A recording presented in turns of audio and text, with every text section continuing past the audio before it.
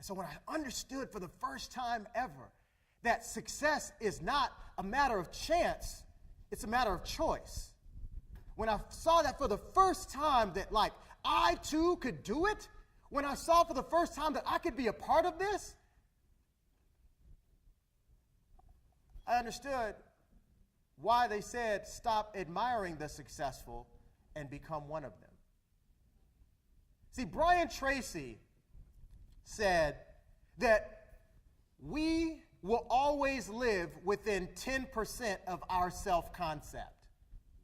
We will always live within 10% of our self-concept. My self-concept was such that I was a C student. I never thought that I was smart. I never thought that I could do. I always felt that no matter where I was, no matter where you placed me, I was going to find my way back to the middle.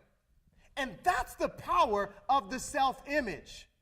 That's the power of who you believe you are. Because what you believe, you will ultimately receive. Because not like a name it and claim it kind of thing, you will make decisions that are aligned with your belief system. You will make decisions that are aligned with those 20 pounds.